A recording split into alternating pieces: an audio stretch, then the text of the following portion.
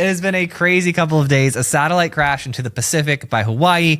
The sun is creating some chaotic space weather, and cell phone service went down throughout the entire United States. There is something weird going on, and we're going to talk about it. Yeah, dude, there's definitely some stuff that's going on that people aren't talking about. Like, so AT&T is under a lot of heat, but actually the other cell phone services like Verizon and T-Mobile aren't actually out of the picture. It's kind of crazy. All right, so here's what happened. On Wednesday, we were hit with the solar flare around 6 p.m. Eastern, and then a second flare hit around 1:30 the next morning.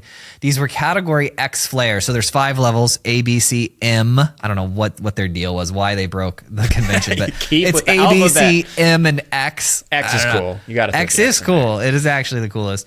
Each level has a 1 through 10 category. The flares that hit us were X 1.7 and X 1.6. Yeah, I think both flares were considered R3 events, which were it's like strong. Like that's a strong flare, and it's like a 1 through 5 on that scale. And that scale is the higher likelihood of radio blackouts due to the solar flares. And so I will say, when the flares initially hit and when all of the AT&T and the phone services started going out, most people blamed the solar flare. But that may not be the case. Ooh. Is there a mystery here? There is. It's a little strange. So, Joel, I wanted to ask you, what are the effects of a solar flare, and how is it similar to an EMP? How would that work? Do you know? They can have similar effects. Essentially, what it is it's energy overpowering the circuits and the electronics. That is same thing you're going to get from solar flare, same thing you get from EMP. Tracking back around 4 a.m., a few hours after the flares hit, there were tens of thousands of reports of no cell phone service throughout the entire nation. I was one of those. I lost phone service. I didn't think of anything of it. I have an old phone. And then my wife was like, hey, I don't have cell phone service either. And I'm like, oh, that's weird. Googled it. Stuff is going on. So initially, it was reported that it would be caused by the solar flares. But then, this is where things get weird. They said, like the media said, it was actually a mistake by AT&T itself. Now, AT&T has yet to give an official statement. Other than that, it was just a mistake. They have not given an official statement. They have not given an official statement. Okay, so but they did say they are in touch with the FBI, which is a little concerning. But we haven't gotten any official answers from anyone. Yeah, my software update patch, there was an error from one of the developers, so we're talking to the FBI, says Yes. No company ever. The way it came to me, by the way, which I thought was fascinating on my phone, is there was an article and they had changed the title from the moment that they sent me the article and it came to my email, and then I clicked on it and I sent you the screenshots. Yes. We can bring those screenshots up. So the email that got sent to me said AT&T outage prompts urgent investigation into possible cyber attack, says Inside Yes. Sources. So you see that and you click into the article and now it says they've updated the titles and it says AT&T outage caused by software update, no malicious intent. Okay.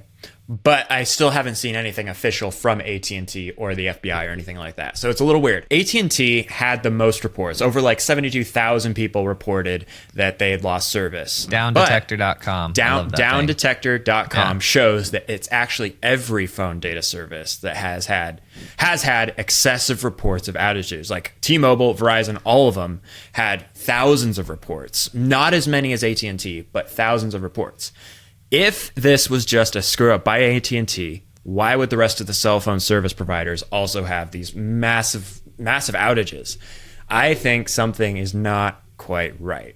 If they're saying it's not the flares, and if they're saying it's like it's just an AT&T screw up, yeah, there's a lot of weirdness going on, and the fact that we don't have any like concrete answers from the providers or the FBI. It's kind of scary. That is 100% correct because they know what happens virtually immediately. And the fact that they're not transmitting that information is interesting. Now, the way that these systems work is there are towers that AT&T owns wholly, and they will even resell some of their extra bandwidth at times. But the majority of the market, or a large portion of the market, are the towers that the companies rent this bandwidth from, right? So the question to me is like, okay, as a software engineer, is it possible that the AT&T towers could knock out other provider stuff? If it was a core AT&T tower and it was just traffic that T-Mobile and Verizon were running in addition, like AT&T was allowing them to run traffic on it, and AT&T screwed the software update on the tower, that is a way that they could all go down, but it also just be an AT&T problem. Yeah, that would make sense. And that would make sense why it was mostly AT&T that went down and not the other providers to the level. I mean, there's still like, I don't know, from the reports I saw, there's like 6,000 to 8,000 reports of Verizon, 6,000 to 8,000 reports from T-Mobile. So that is a possibility. The next question is, there were 2 solar flare spots, right? Yes. And so the question is, was it geographically constrained? Were the outages geographically constrained? According to the map, the majority of them was around the Bible Belt, really, which is kind of funny, but like Georgia to Texas, that line right there, that was the majority. A little bit up in Pennsylvania where I was, and a bigger outage in California. That's what I saw. It's kind of spread throughout the whole of the states, but it is specifically in that. So that to me is odd for a software update. Yeah. For the software update to cause those outages in that way, I'm trying to give them the benefit of the doubt as an engineer. I'm trying to say maybe they're like, but typically what you're going to find is you're going to have a lot of outages. Maybe it was just affected one type of equipment that they had in all of these locations. I don't know, but the fact that it corresponded with the solar flare and the fact that the initial reporting from the weather channels, from the meteorologist, that was the official reporting is, and you know, it's funny too, because they wake up before the executives wake up. That's so true. News people are waking up at 3, meteorologists are waking up at 3, having these conversations at 3 a.m. Eastern before they get on their 4 a.m., 5 o'clock news, whatnot, right? And they're seeing what happened in the middle of the night. Then they're reporting on it before the overlords have a moment to even step in and say, hey, this is this is how the story's going down. Yeah. Always pay attention to the one story that was completely removed as quickly as possible, and that was the cyber attack story. I'm still bullish on it could have been a cyber attack. That is one thing I wanted to ask you, Joel. What are you doing to prepare for a cyber attack that way? Say an EMP, say a hacking into the like what are you doing for this kind of stuff? Because I'm sure you're quite a bit more prepared than I am. I am. For those of you who don't know, I live out in a farm, and I am prepared for the worst. So the way I have it set up is I have my strategy designed to the most common, most likely possible scenarios. So for example, EMP going off from foreign country or solar flare. Because, well, the sun is always exploding. The sun is always flaring, and our electromagnetic shield is what helps protect us, but sometimes it overpowers us, which is why we have the scale, and it's exactly what the X1.7 was. So what I do is I have 2 bags, 2 EMP resistant Faraday bags, and inside of one of the bags, they're about the size of a trash bag, essentially. And inside of one of them is a battery backup unit with a solar power charging station. And inside the other one is a Starlink satellite, essentially, or a dish, a Starlink dish, right? And the idea is that I'm going to wait for it when it does happen, not to use it immediately. Okay. Because if it was malicious intent, what I would do if I were the aggressor is I would fire an initial EMP, wait for everyone to get their backup supplies out 2 or 3 hours later, fire a second one to really roast the people who were actually prepared. Oh, right. Yes. Yeah, because the EMP happens at the moment in time. So that's an actual possibility is you get a solar flare, everyone pulls out. Let's say it wasn't a government, just solar flares coming at us in multiples. Solar flare comes, hits, everyone pulls out their stuff from their Faraday cages and they're, I'm prepared. And then a second solar flare hits and then, yeah. Yeah, what's interesting to me is, let's go back to that perspective of if I were to attack, if this is what it would be. You mentioned a first attack and a second attack. When I think about it, that is a logical first step for an attack on the U.S. Say you want to attack the U.S. Number 1, destroy communication. Communication is what is the most important thing on a battlefield, is the most important thing for running a country. If you don't have communication, there's no fight anymore.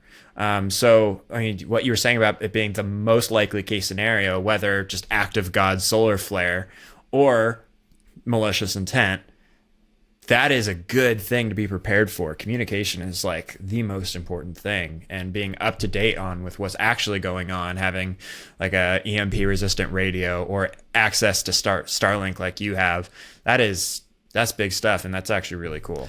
Communication is the most important thing, to know what's going on and to be able to communicate with others. And another way to look at this is this could have been a test. This could have been a what happens if this happens. And I mean, that's definitely a more maniacal, darker view of it, but it could be from an attack scenario. It could just be what's their response time, the initial attack, what's their response time? How did they, what did you go out and buy? How did people respond to this concept? Yeah. You mentioned what do people go and buy? The first thing that I went and bought when I saw that this thing happened, I looked down at my data, no data. My wife, no data. Looked on the internet, stuff's going down. We're going to the store. We're buying water because I don't like being thirsty. Yeah. I mean, when this stuff happened, COVID happened, toilet paper and water, like it was hard to get for some reason, and it's kind of crazy. Thankfully, we do live on a property with a well, so that is an advantage, but I do like bottled water. You have a well on your property. It hasn't been tested. It hasn't been tested. So like in an emergency, I'll drink it, but like I'd rather not have to.